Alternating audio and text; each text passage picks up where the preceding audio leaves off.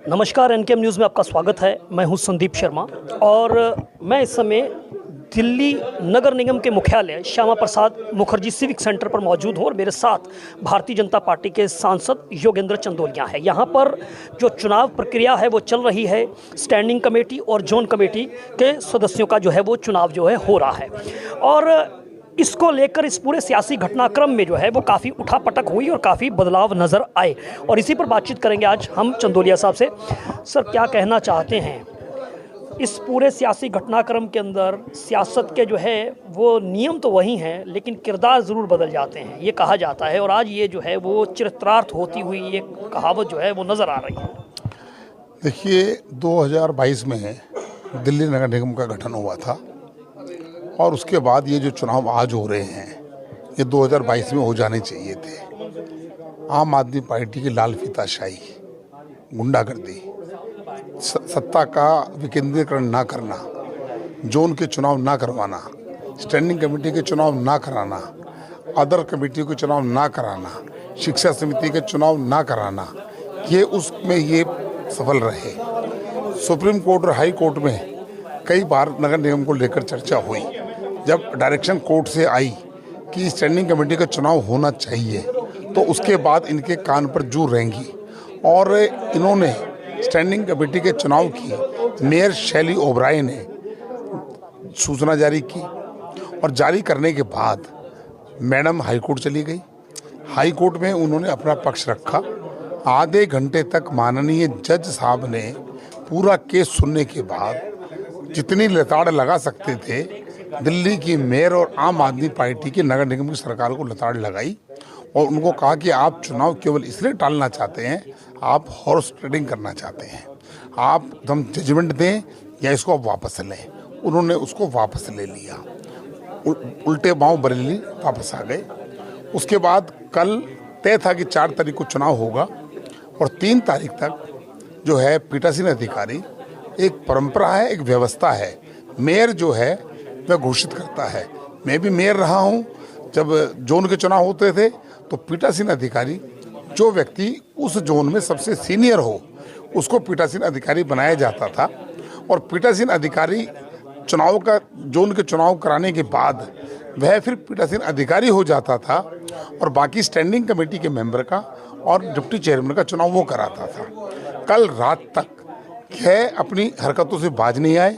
जब इन्होंने पीठासीन अधिकारी घोषित नहीं किए तो कमिश्नर साहब ने सभी डिप्टी कमिश्नर को पीठासीन अधिकारी घोषित कर दिया। अगर कमिश्नर साहब चाहते तो किसी भी सीनियर पार्षद को लगा सकते थे, लेकिन मैं कहता हूं कमिश्नर साहब की दूरदर्शी सोच कि चुनाव कोई प्रभावित ना हो, इसलिए उन्होंने डिप्टी कमिश्नर सबके हैं तो उन्होंने उनको लगाया और उसके बाद वो बीजेपी पर आरोप लगा रहे हैं। चुनाव से भागने का पूरा प्रयास किया। अब वो चुनाव से भाग नहीं सकते थे। पहले 2 चुनाव अनापोज उनके लोग जीते, गले में माला पहन कर निकले। बाकी बाद में हमारे भी कुछ जोन के चुनाव हमारे मेंबर भी जीते हैं। 12 जोनों में तय है किसके मेंबर हैं, उन्होंने वोट करना है। जितने ज़्यादा मेंबर होंगे उसका चेयरमैन बनेगा, डिप्टी चेयरमैन बनेगा और स्टैंडिंग कमेटी चेयरमैन बनेगा। अब आनंद फानन में इतनी लताड़ खाने के बाद भी जो है कुल मिलाकर मैडम ने एक ऑर्डर निकाल दिया। अभी कुछ देर पहले कमिश्नर को ऑर्डर दे दिया कि ये चुनाव जो हैं, जो डिप्टी कमिश्नर करा रहे हैं, ये चुनाव ये प्रेसिडिंग ऑफिसर नहीं है, ये गलत है। मैं कह रहा हूँ कि एक तरफ उनके नेता मुकेश गोयल अपने जीते हुए को बधाई देकर और बधाइयाँ बटोर रहे हैं और दूसरी तरफ दिल्ली की मेयर ने दिल्ली की गरिमा को तार तार कर दिया। इस हॉल के अंदर जहां पहली मेयर दिल्ली की अरुणा आसफ अली थी, लोग कहते थे कि 1958 में अरुणा आसफ अली मेयर के रूप में जानी जाती है। मैं बीजेपी का आदमी हूं, वो कांग्रेस की थी, लेकिन जब शैली ओबराय का चित्र लगेगा तो लोग याद रखेंगे ये वही शैली ओबराय है जिसने 1.5-2 साल तक सत्ता का दुरुपयोग किया, आम आदमी पार्टी के लिए फंडिंग का काम किया, सत्ता का विकेंद्रीकरण नहीं होने दिया, चुनाव में बाधा डाली, लोकतंत्र का मजाक किया। जब उसका चित्र लगेगा तो लोग याद रखेंगे। मुझे कहानी याद आती है, एक व्यक्ति को किसी ने प्रताड़ित कर दिया, उस व्यक्ति को कहा भैया तेरे को सजा मिलेगी, उसने कहा मैं सजा स्वीकार करने को तैयार हूँ। उन्होंने कहा 100 जूते खाओगे 100 प्याज खाओगे। तो उन्होंने कहा जूते खाने तो बड़ी बदनामी होगी, मैं प्याज खा लेता हूँ। फिर व्यक्ति ने 10 प्याज खाए, आँख से आंसू नाक से पानी, बोला मैं जूते नहीं, मैं जूते खाऊंगा। 100 जूते 10 जूते खाए, जूते खाते सिर पोपला होने लगा, बोला जूते नहीं मैं प्याज खाऊंगा। उसने आखिर तक 100 प्याज भी खाए, 100 जूते भी खाए। ये है आम आदमी पार्टी के हालात। दिल्ली को बद से बदतर बना दिया, कूड़े के पहाड़ वहीं पर हैं, कॉरपोरेशन की एक नाली साफ नहीं हुई। चंदोलिया जी, आप कह रहे हैं कि आम आदमी पार्टी जूते भी खा रही है और प्याज भी खा रही है।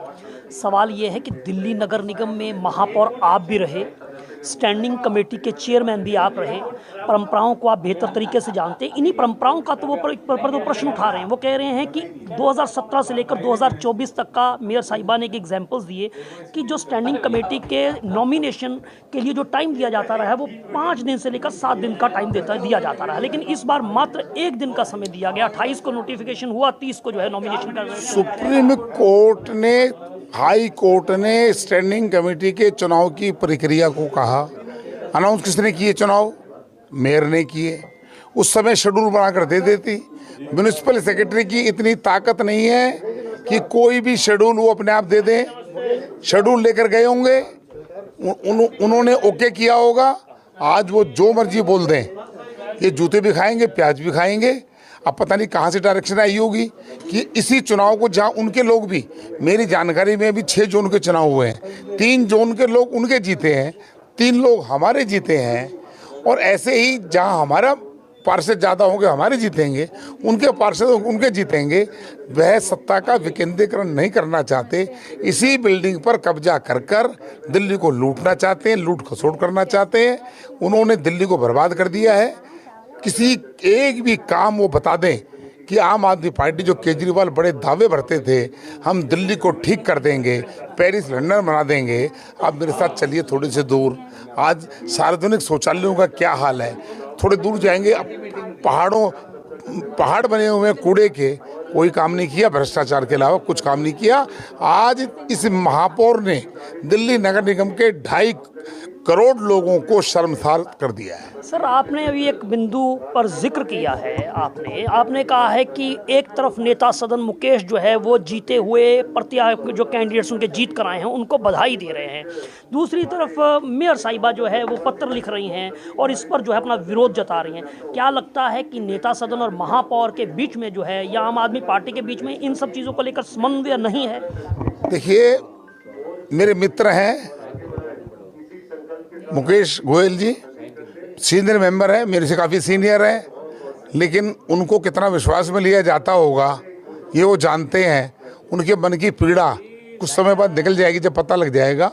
वो उस मेज के मेंबर नहीं है जहाँ पर ये फैसले होते हैं। अच्छा, आपको लगता है कि उनको लूप में लिया ही नहीं जाता है? आप उनकी पीड़ा को इतना गहराई से समझते हैं? 15 साल में उनके साथ पार्षद रहा हूँ मैं, और मजबूरी वश वो वहाँ पर हैं, और वो उस लूप में नहीं है जिस लूप के अंदर सौरभ भारद्वाज हैं, आतिशी हैं, और मेयर भी डी से बाहर है, मेयर को भी घुमाया जाता है।